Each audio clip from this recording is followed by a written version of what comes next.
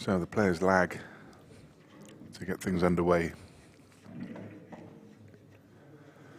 And on the left-hand side of the screen, it is the familiar Mark Boyle.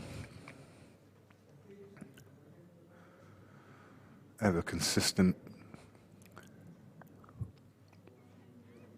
ex-snooker player who now plies his trade in English 8-ball pool.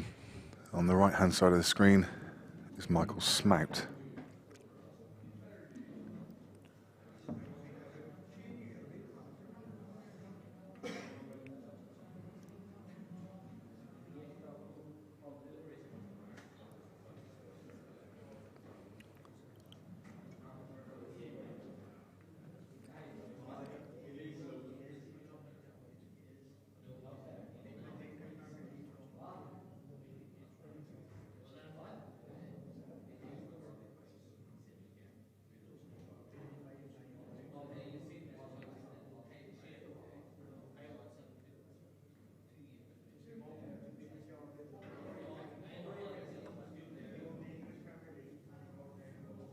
Mark Boyle to break, first frame, time running.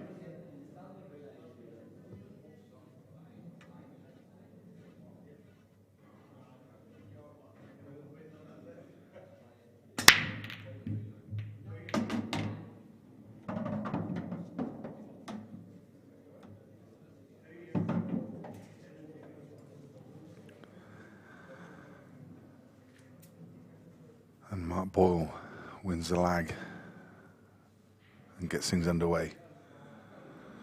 His opponent is Michael Smout. He's 31 years old, nicknamed Smouty.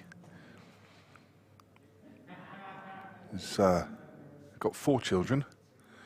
He uses an XLQ with a blue diamond 8mm tip.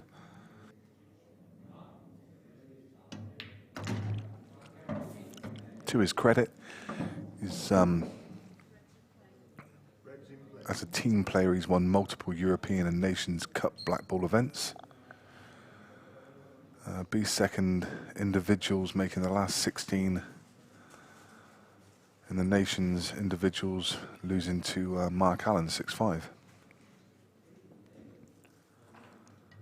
Started playing Q Sports age 7 with his dad down at the local working men's club. First appearance in the Welsh team at the age of 12. His father was a very keen cueist. His greatest influence is his brother Chris. He's always trying to get one over on his brother. Chris also played for Wales at a young age. Favourite Q Sports player is Mark Allen, over there in Ireland, lives in Antrim way, doesn't he? He looks so effortless when he's in full swing.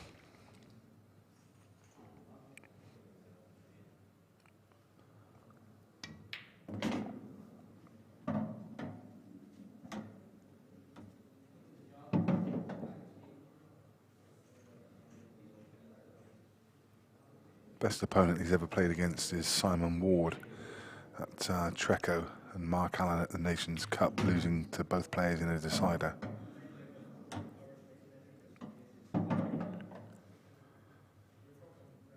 Not a player we've seen on the main arena table in this series yet, but one player we have seen is Mark Boyle, aka Mr. Magic. He's 37 years old, plays out of the Players' Lounge up in Scotland, Falkirk way I think it is. He's married. He's got 2 sons, Kai and Marcus. He uses a John Paris cue with a John Paris 8.65mm tip, with an absolute string of achievements behind him. All kinds of Scottish and IPA titles. Of course, used to be a professional snooker player before he turned to pool. and had some success at snooker and billiards as well, and was a playing partner of a lot of those Scottish professionals. They used to practice a lot with players like Alan McManus and John Higgins.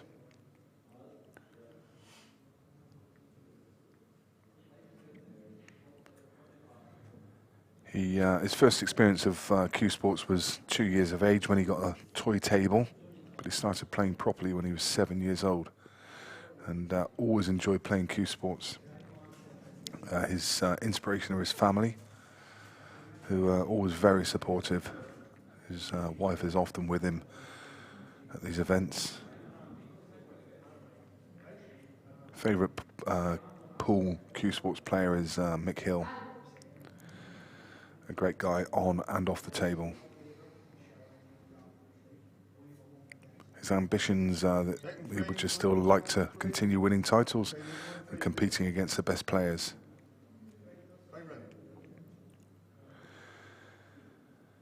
And you see him now sporting this pair of glasses that we didn't see him in the first couple of events. In fact, even in the first 3 events, I think he only started wearing them around about event 4. And that's because he had laser eye surgery around about 9 years ago, but then it wore off. So he tried out the contact lenses, but had an allergic reaction to them, and ended up in hospital. So now he's sporting this new pair of glasses. And I've got to say, it's almost been a bit of a resurgence for him. I'm not saying that Mark Boyle ever went away, but there was probably a period, there was certainly a period during the last season, or the season before, when he entered the IPA as an amateur, and he took it by storm. I think he won 2 of the amateur titles back to back, and then went onto the pro circuit. But then he probably had fair to say, he probably had a period of in the doldrums where he didn't win too much. But he won that English Open event they played in Murphy's, and I think he's also won an IPA event recently. So he's very, very much back on form, and one of the 3 players that I tipped before the outset. Who's to say that we won't see Mark Boyle holding that trophy aloft on Sunday night?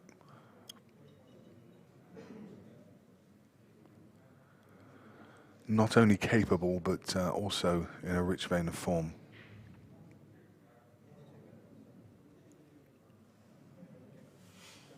So those are our 2 players. And for the 4th match running, the player coming to the table in frame 1 has opened with a break and dish.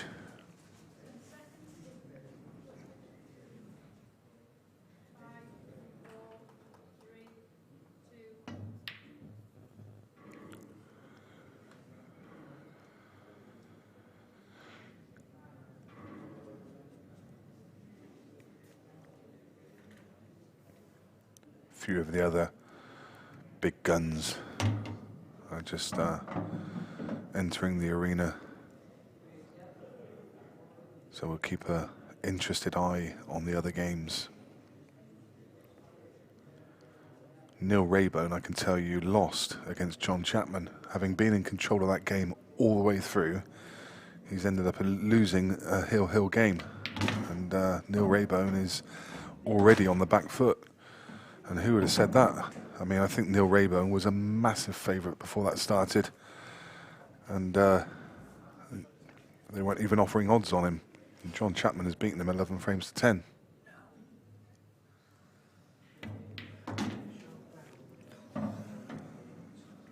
Christy Colefield through against Dylan Leary, Carl O'Donoghue through against Mark Asprey, and Adam Davis made very quick work of Kevin George, 11 frames to 1. Sanjay Patel now in charge against Brian Halker. He's been behind a lot in that game.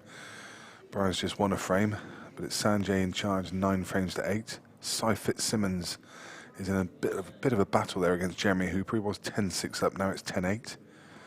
John McAllister made short work of Daniel Bishop, 11-3. Clint Jansen's in a game there. He was a long way ahead of Joe Prince, and now that's 9 frames each. Young Joe is battling back against Clint. Phil Naylor, another one battling back. He was behind against Mike King, and now that's 8 frames each. Stevie Dempsey is 8-5 up against Matt Brearley. We've seen Tom Cousins beat George Tierney. Jordan Templeton has had an incredible win against Ronan McCarthy. And those were all the end of the 2 o'clock sessions.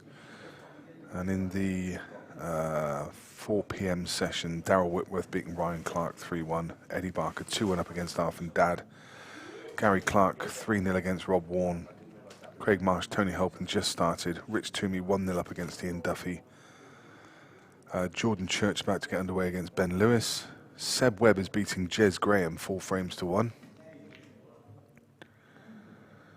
And all the other games in that section still to get underway.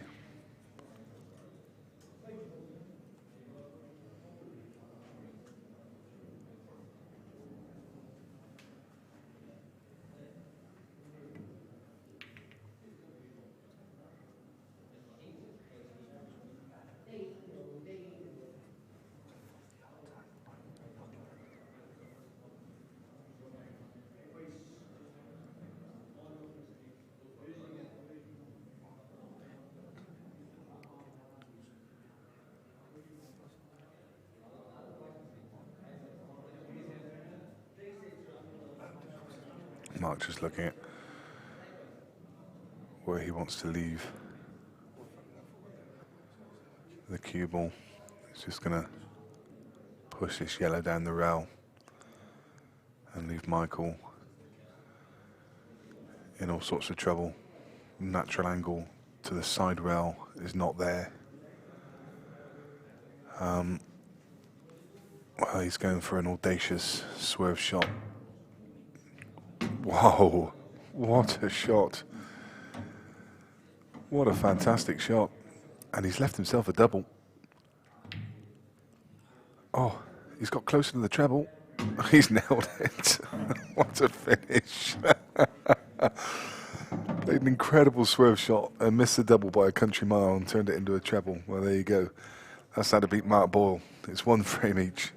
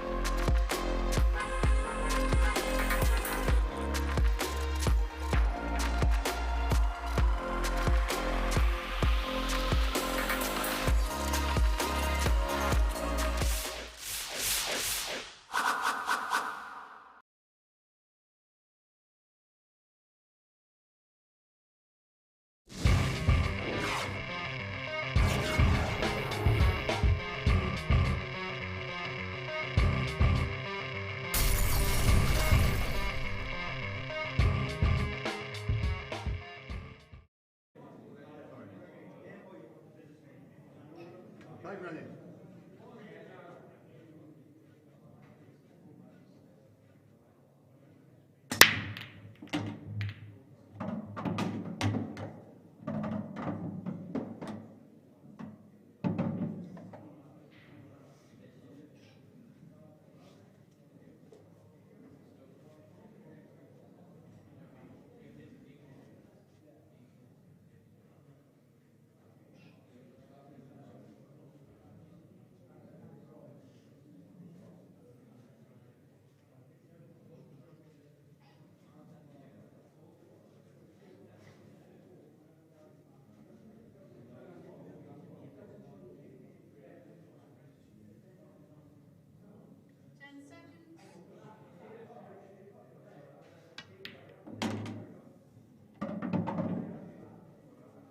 in play.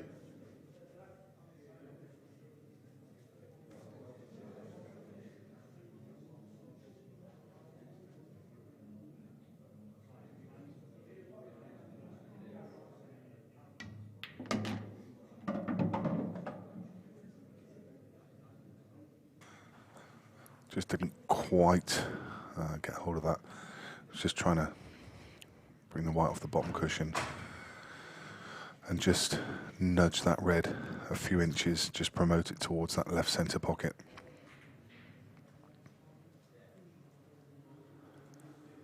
So we've seen some great action already today.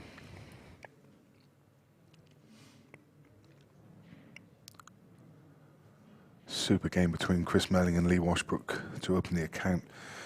Then we saw Darren Appleton against Darren McVicker.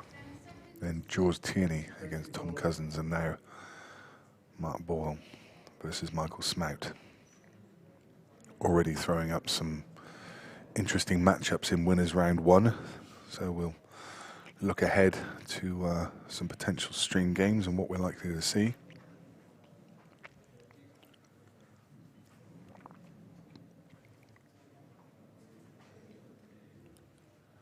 Other stream games going on at the moment. We're streaming 4 tables, don't forget.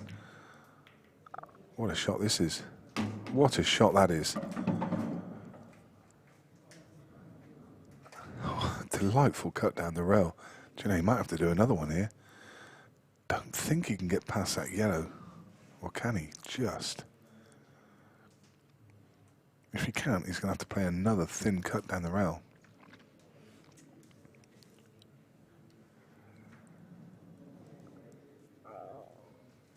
No. Here comes another.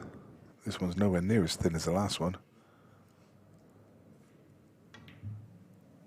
He's nailed it again. Centre of the bag, both of those. I did tell you this guy's on form. Yeah, so 4 games being televised, being streamed, and they're all available through YouTube. If you go to the Beard Productions channel, you can watch either Seb Webb versus Jez Graham, Clint Ianson versus Joe Prince, or Simon Fitzsimmons is playing Jeremy Hooper. Simon is on the hill against Jeremy, but it's Jeremy at the table to draw closer. That game, Seb Webb against Jez Graham. Seb is currently 4-2 up against Jez. Seb, another one of those players who just buzzes his way around the table. If he's on form, it could be trouble for Jez. But if people aren't aware of who Jez Graham is, then he is a very, very adept player from the West Country. Multiple winner of the Southwest Tour.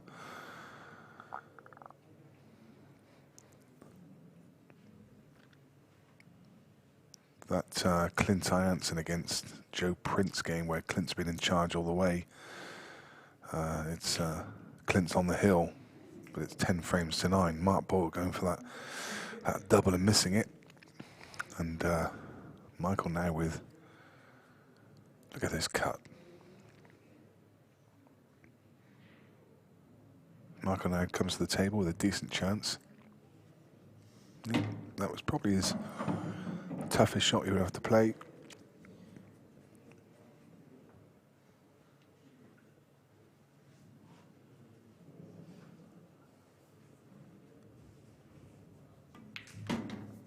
Oh no. No. I'll be honest, I'm not quite sure what he was trying to do there because he overhit that by a country mile. Even if he'd avoided the middle bag, the white was going to be at the top of the table somewhere in no man's land.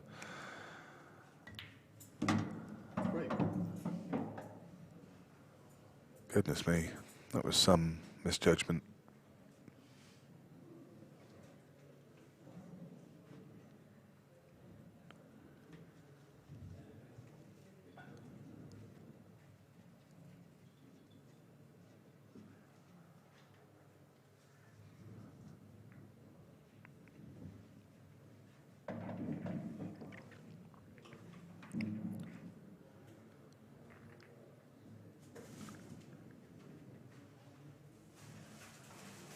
So anybody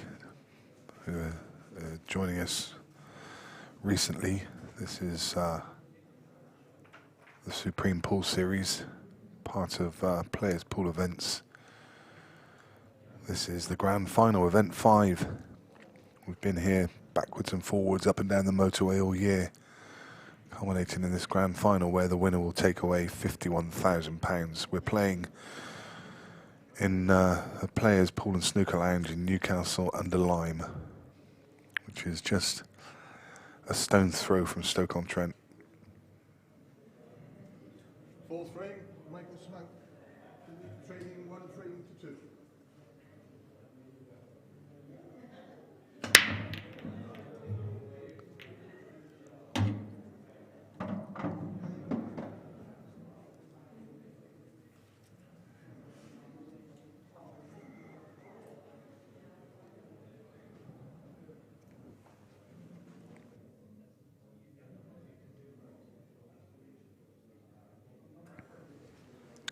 Michael Smout broke off, and well,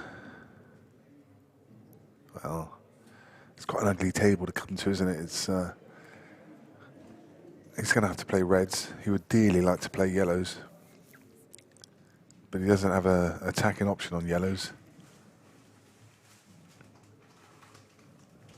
Well,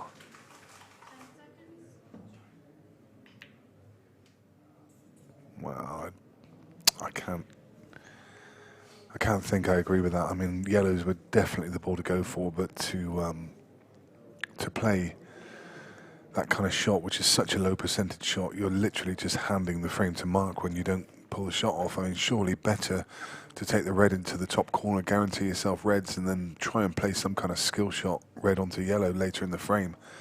And that is literally just handed the frame to Mark Boyle, and that was such a low percentage shot. Yellow's in play.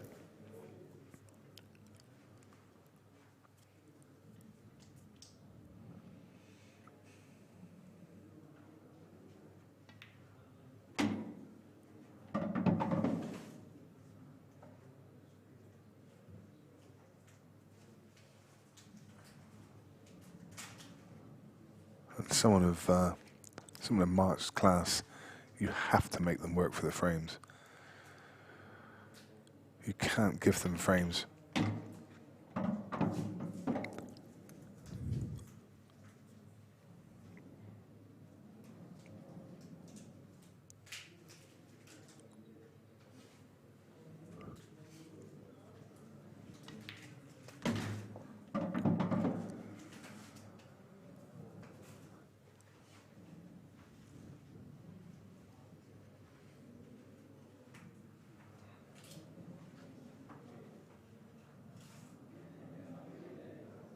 Mark's going to take full advantage. You see the cue ball loaded up the right hand side, so it checks off the rail to leave him this perfect angle. Just to run off the side rail. You see someone in the background tapping their knee. That was a good shot from Mark for this simple black in the middle to extend his lead by 2 frames, and now he's 3 frames to 1. Right.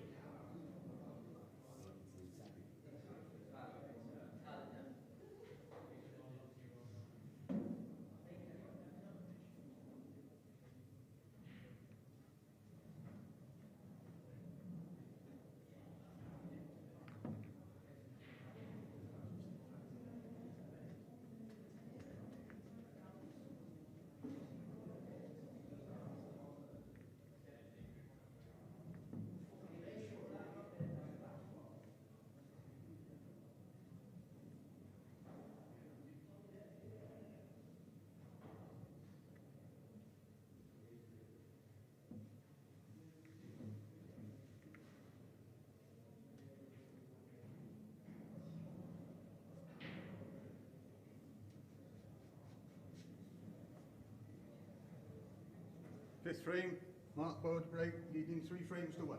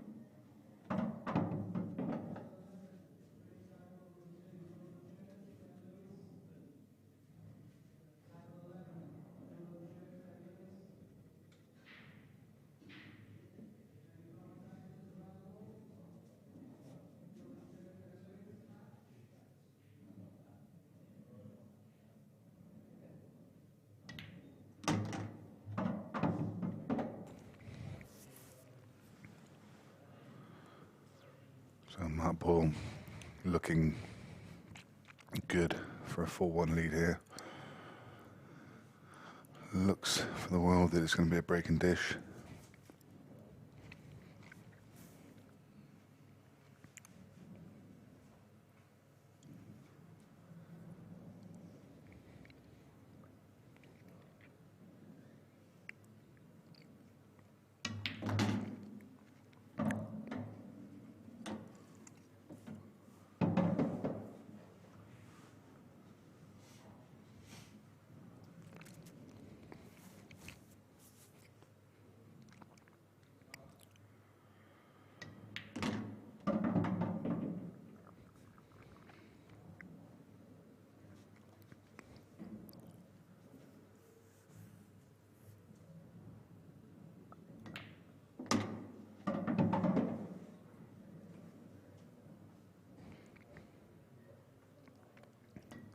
And indeed, Mark Boyle just doing what he has to do.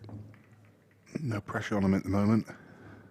Michael really does need to get to grips in this game, otherwise it could quickly get away from him.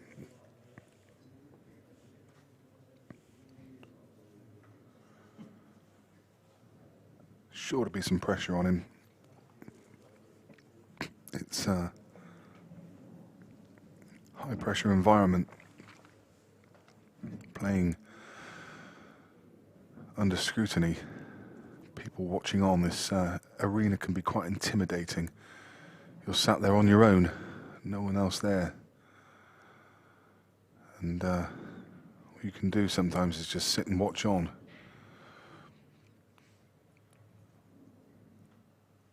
Cameras pointing at you from every direction.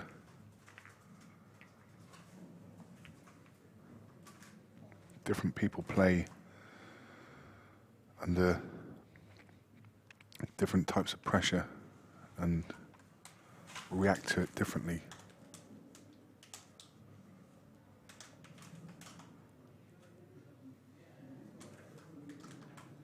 Sixth frame, Michael's down to break, training by 4 frames to 1.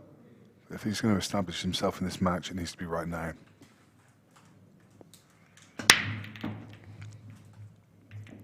Timed that break really, really well. And the balls have spread very nicely. Reds look just there, don't they? I mean, the only problem that you can see is the one in the middle of the top cushion, which doesn't go into top right corner. So his problem will be manufacturing the angle to get onto that ball.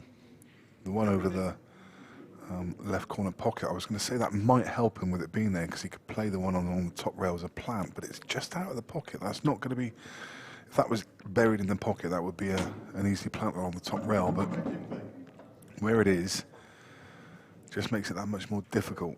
Because if you play that as a plant, then the ball's going to be running away. So he's going to have to. He's going to play this plant and then somehow find a way to get across onto that ball.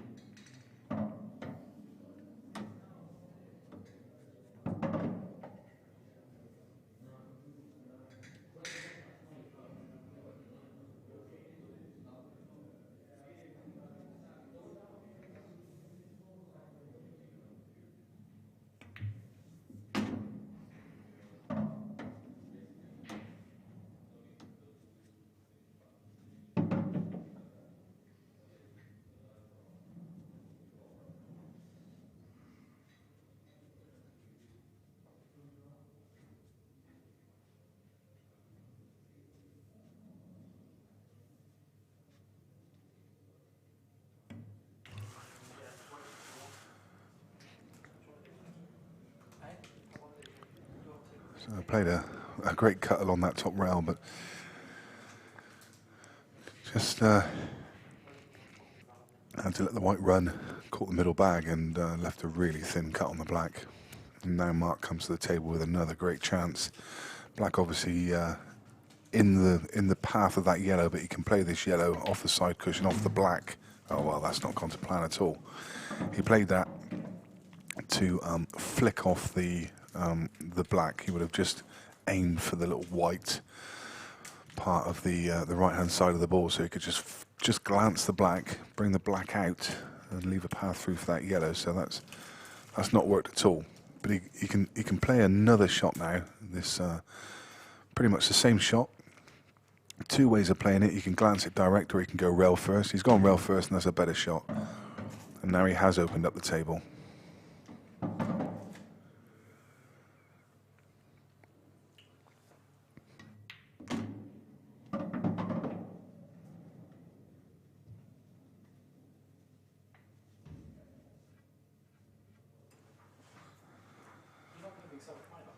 And this Supreme winner table is really looking exceptionally good. It plays beautifully well. I mean, it looks stunning aesthetically, and it's a credit to our main sponsor, Supreme. And if you would like to be the proud owner of one of these tables, then Supreme have generously offered us a free table, or offered you guys, should I say, a free table. Well, that's a mistake from Mark. He's still all right, but he did not want to flick that yellow on the way past. He's still okay because he can pot this into right corner and screw back off the top rail back over towards the side rail. That's perfect. And all he's got to do is drop this in, and the black sat waiting.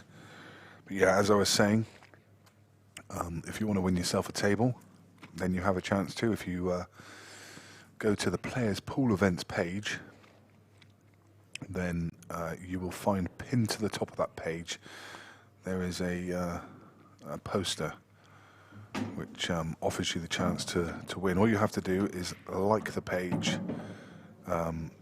share and like the post, and that's all you need to do to qualify for a chance to win. You'll go into the draw along with everyone else, and one lucky winner on Sunday evening will be pulled out the draw and win themselves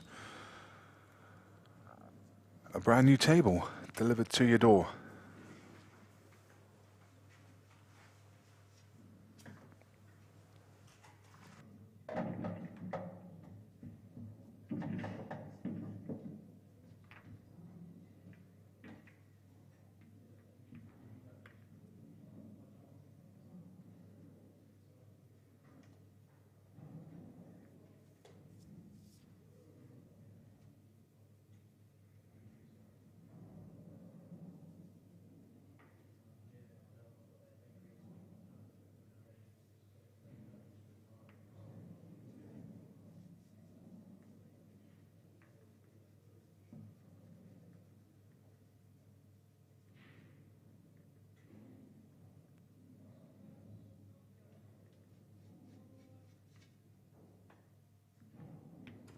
Now you see the poster I was talking about. You find that pinned to the top of the Players Pool events page, or the group, should I say, and then all the instructions are on it. And you can be the proud owner and be playing and practicing on a supreme pool table. Get yourself a nice grey stracking cloth to go on there as well. And who knows, you could be entering this series next year and competing with the best there are.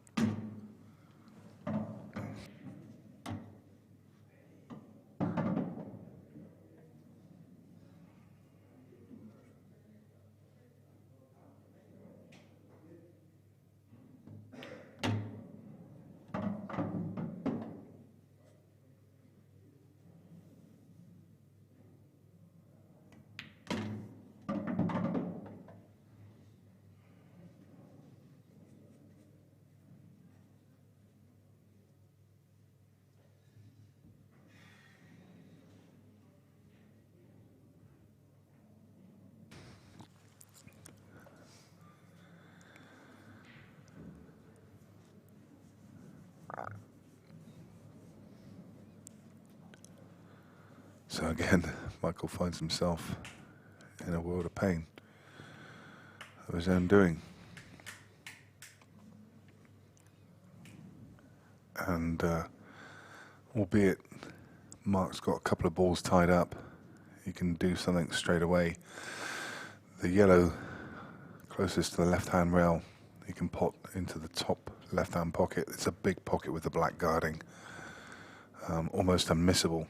Which means, if he wants to, he could probably play at pace and try and come back and knock into this little cluster.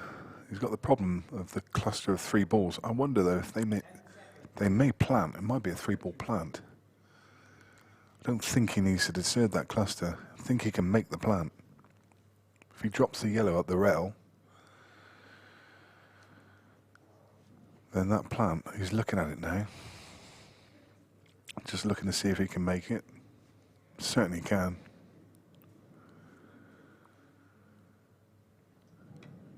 Just looking at where he wants to be.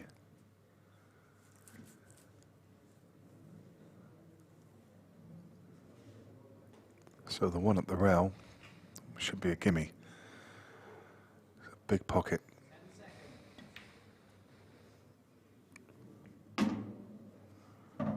Now it's all about this shot.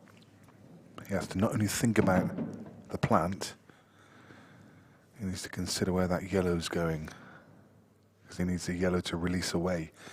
The left-hand pocket's still covered, so he doesn't want to leave the red in front of the yellow and still leave that problem at the bottom of the table. So we'll hit this at enough pace that that yellow will release away. There you go. Comes up table. And that's delightful from Mark Boyle.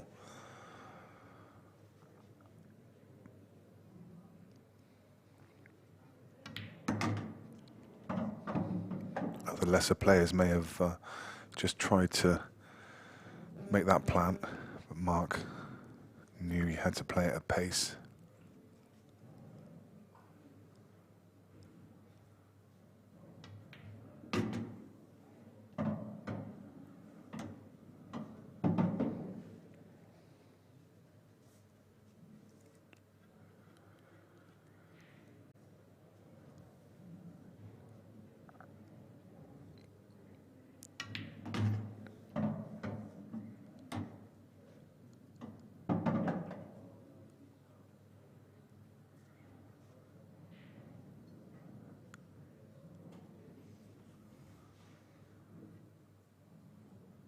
Just a bit closer to the cushion than he'd actually be ideal, but still won't cause any problems.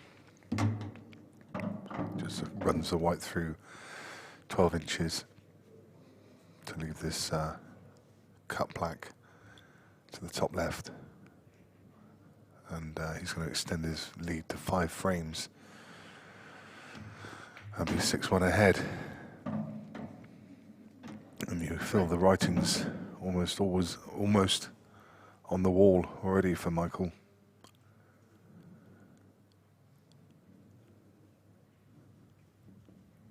Quick look at other scores around the room. Sanjay Patel 9-8 up against Brian Halcrow. That game's been going on a while. In fact, I'm not sure the scores have updated. Let me just double check for you. I think that game. Yeah, indeed, Brian Halcrow won. He beat Sanjay Patel 11-9. Cy Fitzsimmons beat Jeremy Hooper 11-9. John McAllister beat Daniel Bishop 11-3. Clint Hansen beat Joe Prince 11-9. Phil Naylor is on the hill against Mike King. Mike's always been in charge of that game, but Phil's made a good comeback. Got it back to 7 each, and now he's 10-9 ahead. Stevie Dempsey is locked together at 8 each with Matt Brearley. And then you see other scores from this 4 o'clock round. Seb Webb now 7-3 against Jez Graham. I mean, that's a tidy scoreline there from Seb. Jordan Church has just got underway on table 11. That's our other commentary table. And you can watch that also on stream. He's now 2-0 ahead against Ben Lewis.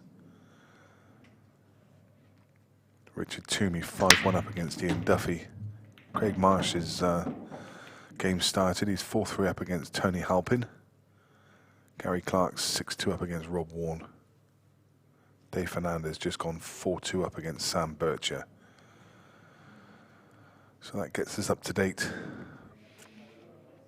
with the other games going on in the main arena.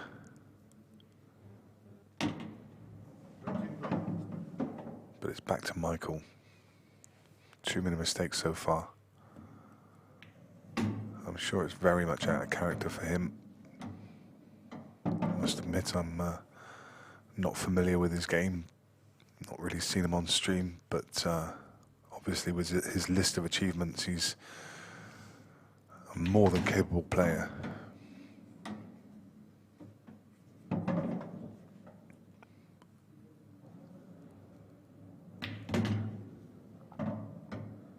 See, there's another one that's just...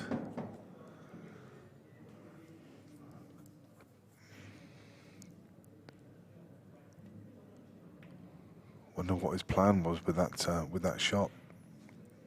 Maybe just trying to get below the red into the middle, but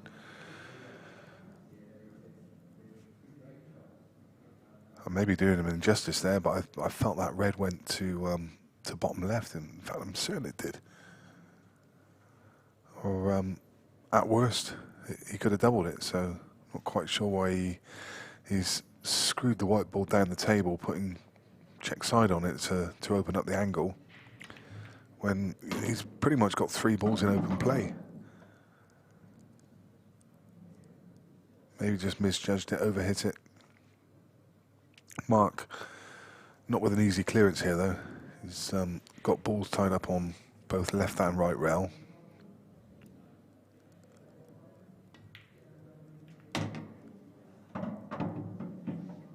And a little unwanted flickers left him in even more bother now. He's only got this long pot to bottom left, and not a lot in the way of positional options. May only just be able to stun across for the one just above the black, and he's going to leave these 2 on the rail as his last 2 balls. And he's got into that way too much. It's unusual. You don't see too many unforced errors from Mark Boyle. Just a couple have crept into his game.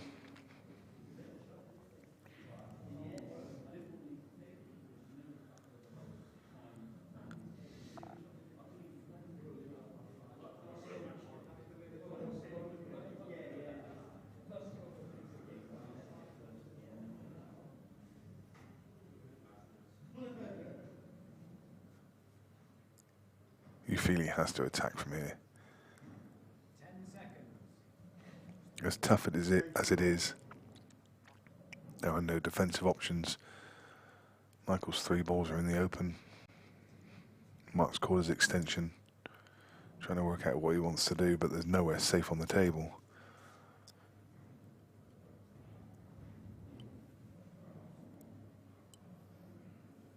Inevitably, he has to take this ball down the rail. Tough, tough pot.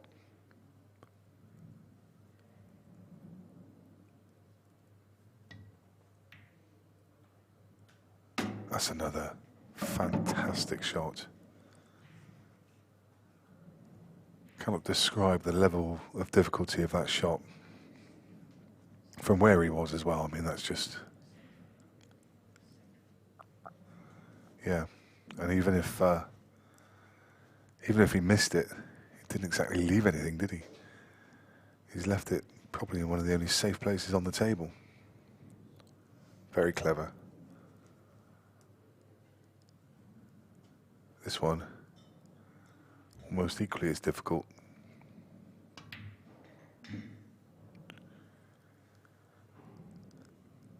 Done the same thing though, he's screwed back to the same position to leave Michael with a really, really skinny cut to left middle, which I'm not even sure is makeable, so he's going to look at playing a safety shot, run off the bottom cushion and run in behind the 2 reds, which he's played well. It's a fairly simple escape, just 1 cushion escape for Mark. And you wouldn't put it past him to go close to potting this. There you go. You had to fancy him to go close. Great shot from Mark. Really playing well. And now this long pot. Screw on and off the side rail for black into middle. Really making this game look easy. That's some really high level difficulty shots that he's taken out there. The one along the rail, so impressive. Even that penultimate shot before the black was no gimme. Mark Boyle looking as impressive as anyone we've seen in this tournament yet. He's going to be a tough player to beat this weekend. I can tell you that in the 6 p.m. session, we have on table 16, the arena table, the small matter of Chris Melling against Callum Singleton. Chris Melling, the hot shot, playing the young pretender in Callum Singleton. Callum Singleton has done himself a lot of credit throughout this series. Great young player. Beat Tom Cousins in the last event. So I can tell you that the next arena game, Chris Melling against Callum Singleton. Other games on stream: Rob Chilton against Sean Chipperfield, Mick Hill versus Chris Day, and obviously the other one that had to be streamed is over on table 11, Darren Appleton against Mark Farnsworth. So all I can suggest to you guys is that you get your laptop out and get it on your smart TV, tune the smart TV into Chris Melling against Callum Singleton, and your laptop or your iPad or whatever else you're going to watch on, I would suggest should be Darren Appleton against Mark Farnsworth, because you're going to see fireworks in both of those matches, I can absolutely guarantee you. And that's the 6 o'clock session, so coming up in just about an hour. So if at any point during today you need to order a takeaway, get it done now so you can settle in and watch those 6 p.m. matches uninterrupted. You don't want to be answering the door to the delivery man in the middle of those games.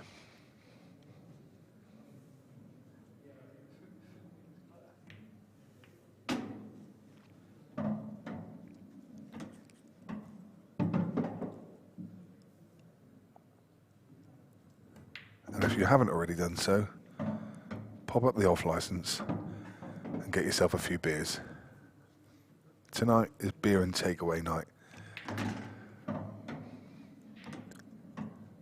Apparently Lee Kendall said he'd foot the bill, so all you got to do is send the bill into Lee, and I'm sure he'll pay it for you. That may well be untrue. You decide for yourselves. Oh dear me. He rushed that as well, didn't he? He absolutely rushed that.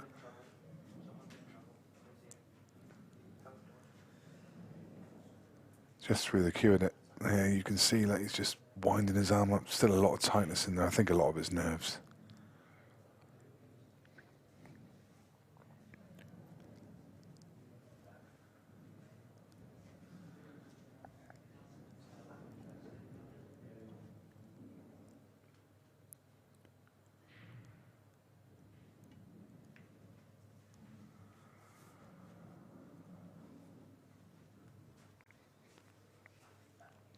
All he can do here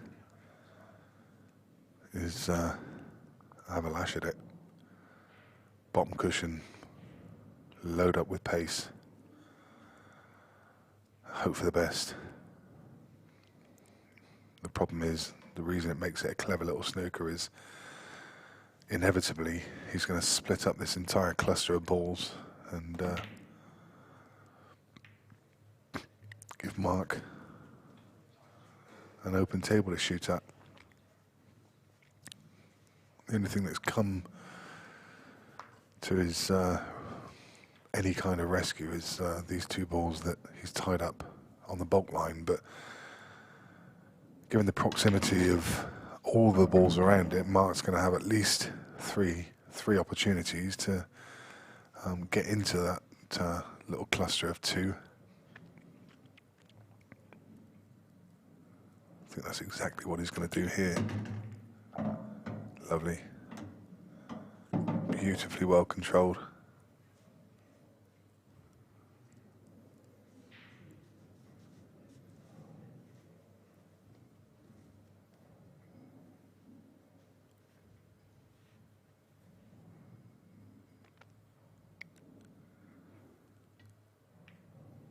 He's had to hold up, and that's fine.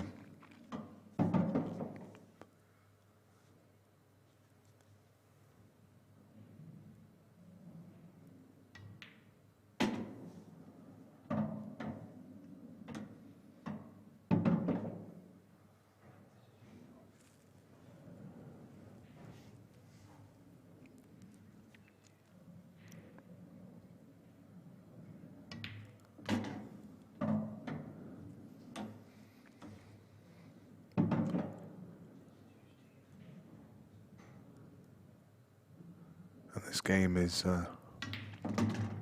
becoming a little one-way traffic. Smart Boyle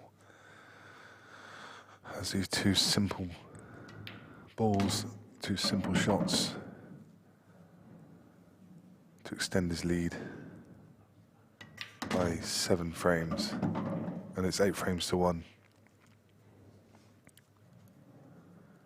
Seb Webb versus Jez Graham on table 11. Jez is trailing 8 frames to 4. He is currently at the table on a clearance, and he will make it 8 frames to 5.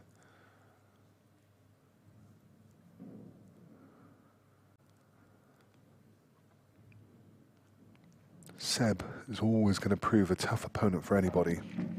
He's one of those players. Craig Lakin is another one, whereby if they're buzzing, then they're going to be a handful for anybody.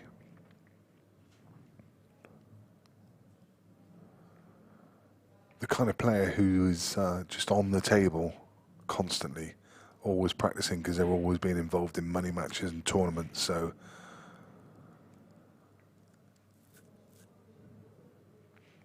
you just expect to see them in form.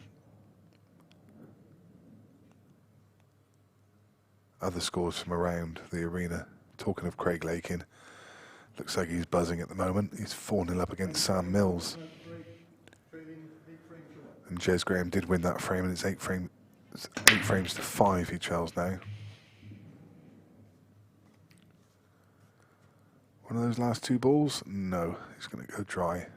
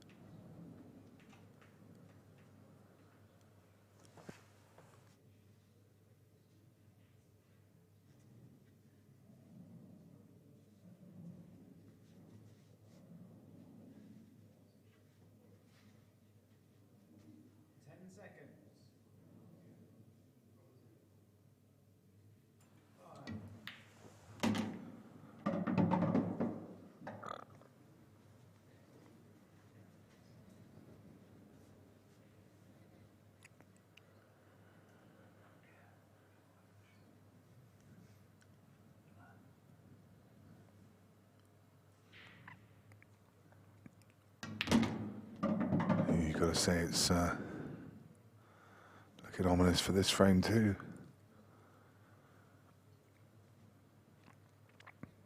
Loading up the ball with right hand side just to check it into the back of the yellow, hold the white at the top of the table. He's left this pretty straight into right centre. I think that's probably the ball he'll take next.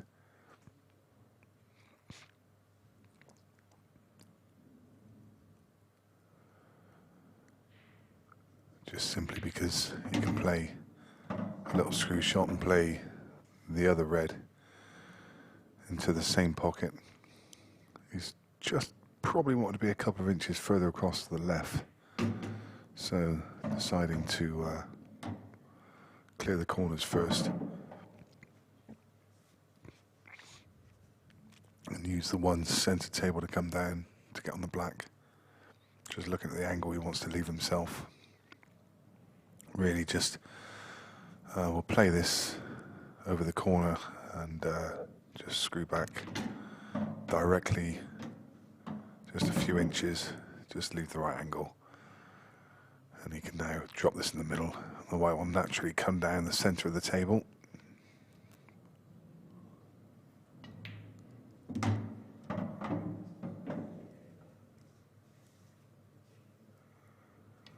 For a simple black in the middle, and he extends his lead again, and now it's 9 frames to 1. And Michael, with a smile on his face, he'll wonder what has gone wrong here. He knew that this was always going to be a tough ask against Mark Boyle, but it's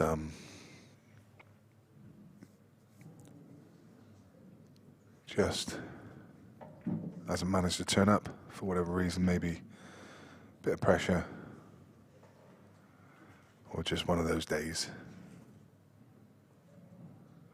Still looking resolute about the whole thing.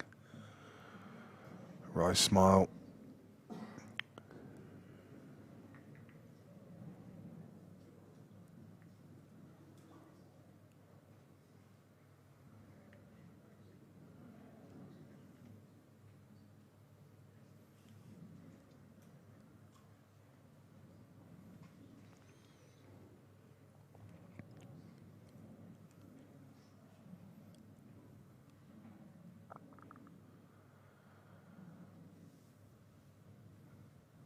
One of the refs, he's taken his turn as timekeeper, not being called into it too much. Just had a call a few countdowns, but generally the players have been pretty quick.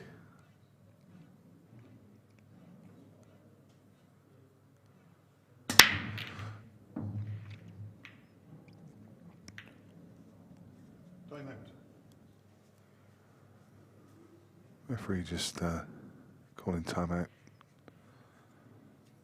just to take the shark rack off the table.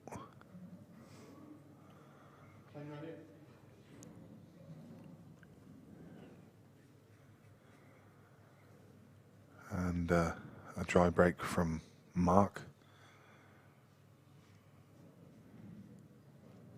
Gives Michael another chance to show what he's capable of.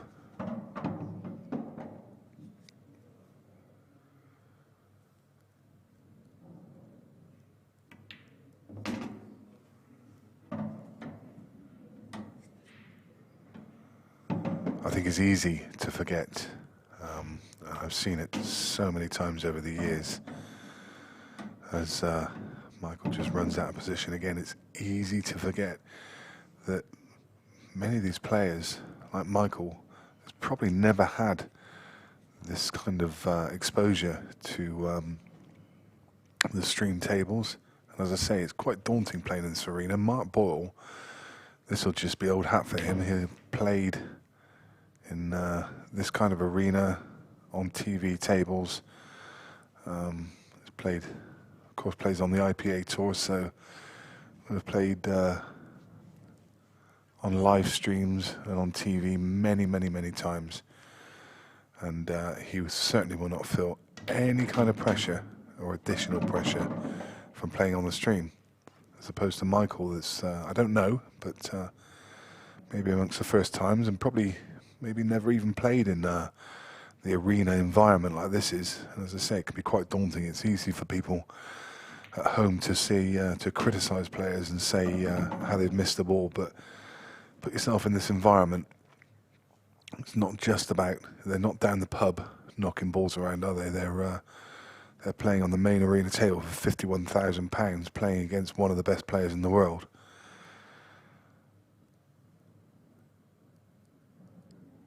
That just puts it into context.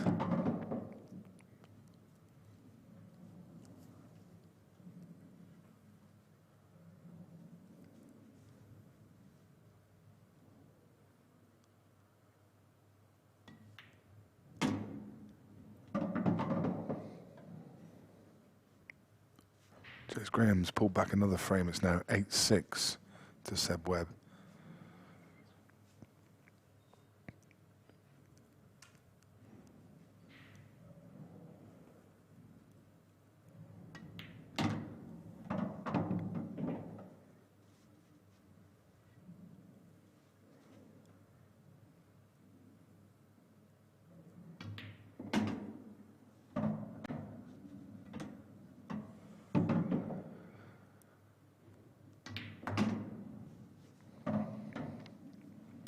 And credit to Mark Boyle. I mean, you still have to take your chances, don't you? And it's been a bit of a masterclass from him, has to be said. Very few mistakes.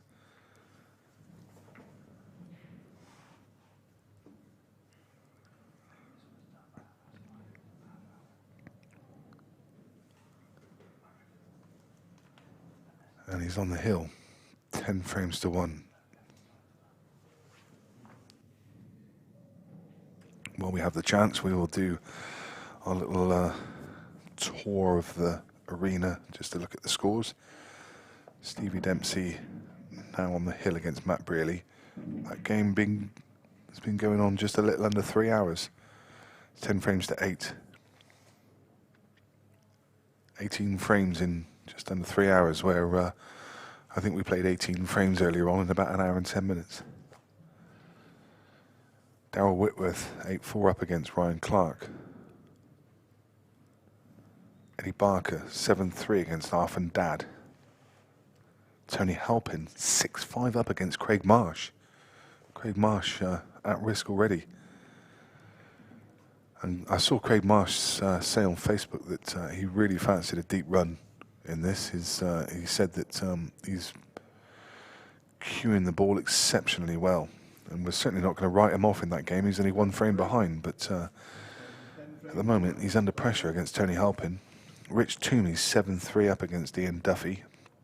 Sam Bircher, very good young player, is 5-4 up against Dave Fernandez. John Rowe, ex-world champion, 5-2 up against Leo Boomer. Jordan Church making light work of Ben Davis, 6-1 up. Seb Webb now 9-6 against Jez Graham. Dan David Lewis Calcutt tied at 1 each. Craig Lakin now 5-0 up against Sam Mills. Mountchard Omar is 2-0 up against Drew Hughes. The Ben Davis versus Craig Brown game is the only one now that's not yet underway.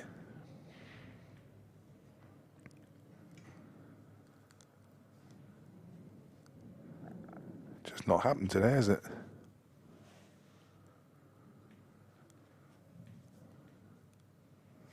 But he'll be able to go away and regroup.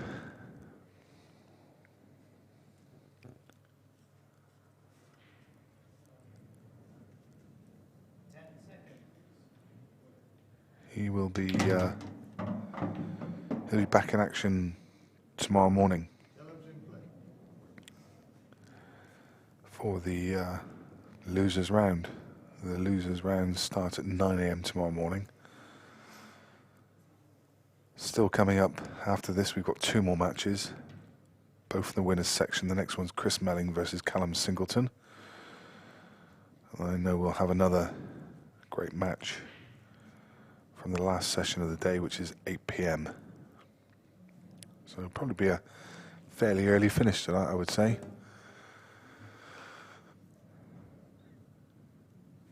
Ball in hand.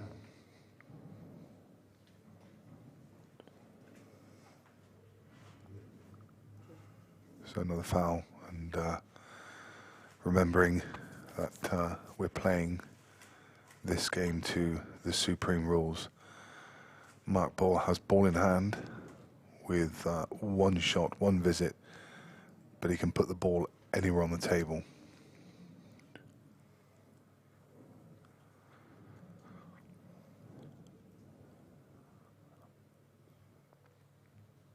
Which doesn't really help him too much in choosing the set here, because I think that yellow passes the red into bottom right hand pocket. So he could put the white just below the centre bag. So it looks like, if he's going to take yellows here, sorry, if he's going to take this yellow, then I'm wondering what his plan is, because he's still got these 2 balls tied up at the top of the table, whereas if that ball went, which it obviously did, then why not use your ball in the hand to move one of the difficult balls?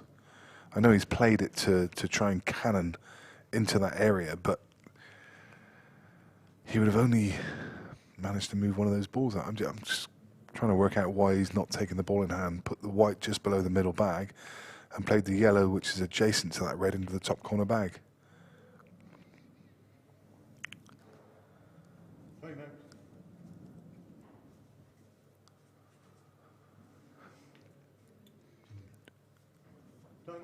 He's played a clever little safety shot there. Left no real attacking options. I think all that Michael's got here is a double, which he makes.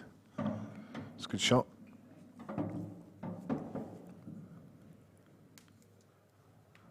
Now all the reds go. They've all got pockets.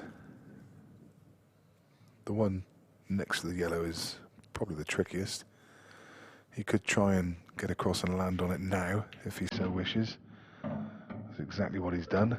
And he's left it about as good as he could have.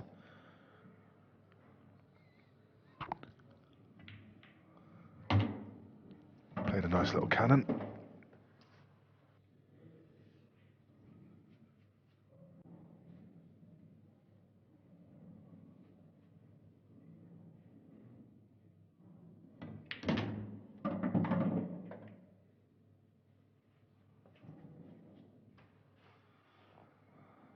Unwanted cannon there, but he's still fine. And now just clear up these few balls and add a bit of respectability to the scoreline.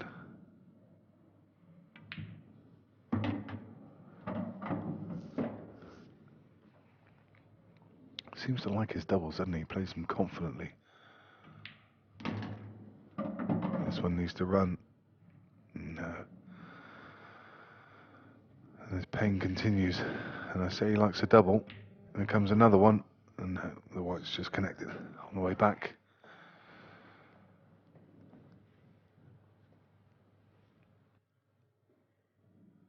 And that kind of epitomises this match for Michael, really.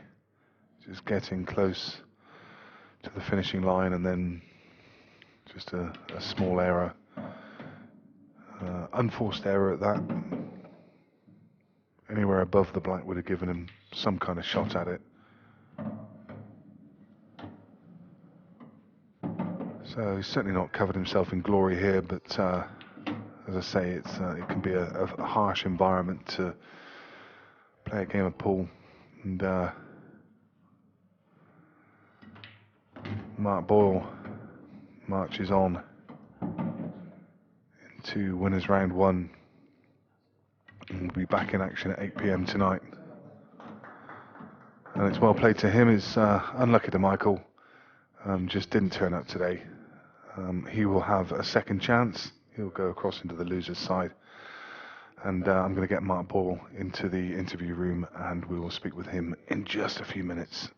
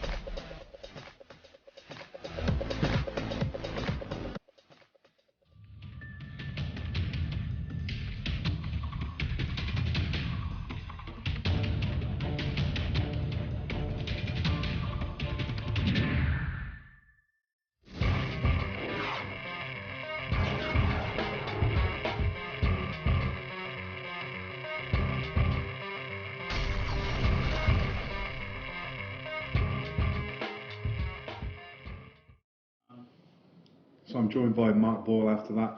I can only really describe that as a masterclass for me, Mark. I mean, Michael, okay, he just never really turned up today. Maybe it was the occasion, intimidated by the arena, I don't know. He's obviously a better player than that. Mm-hmm.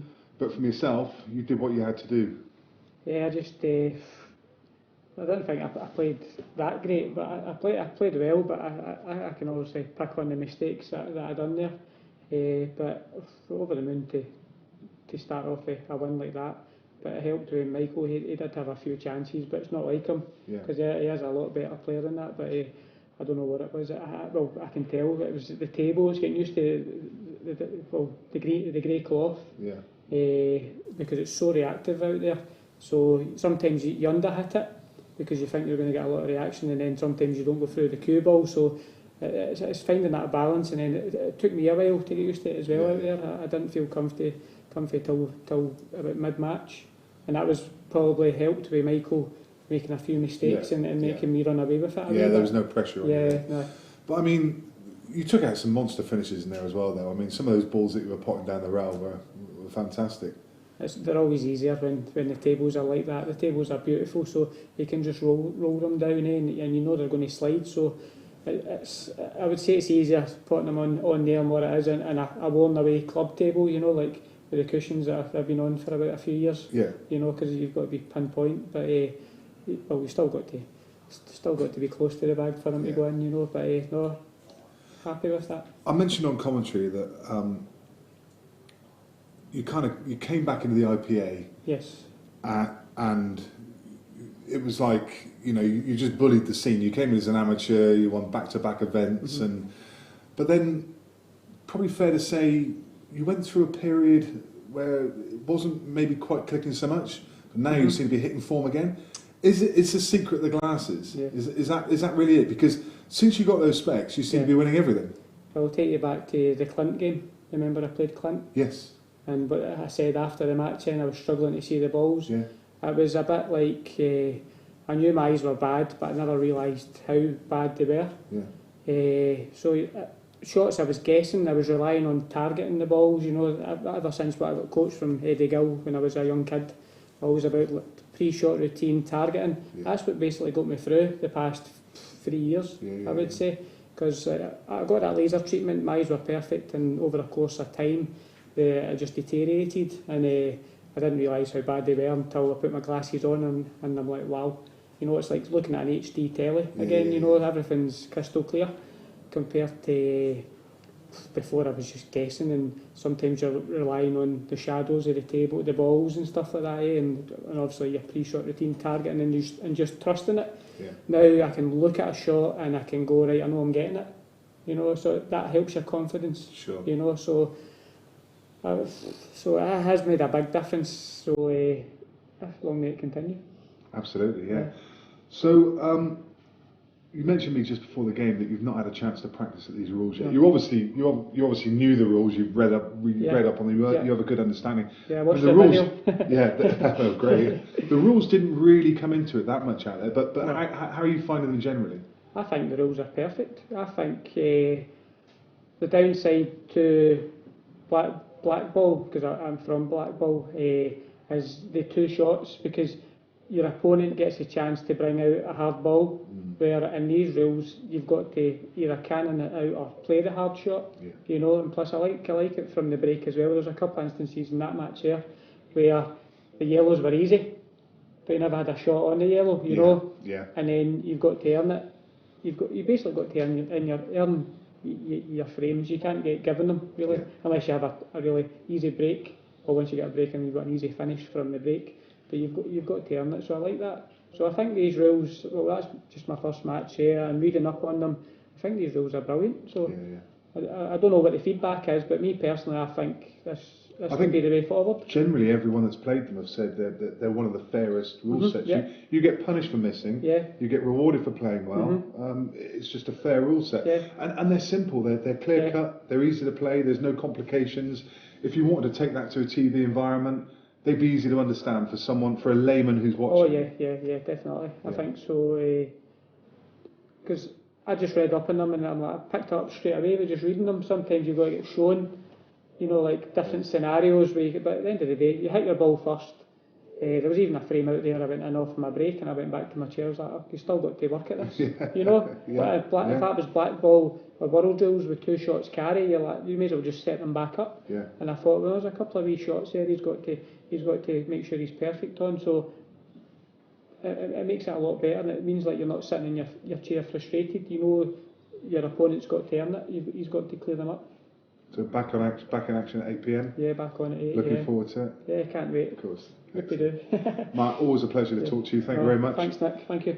We'll see you all again, and we'll be back with the action in about half an hour. The next round is 6 p.m. and we're watching Chris Melling against Callum Singleton. Really looking forward to that game. We'll see you soon. Bye.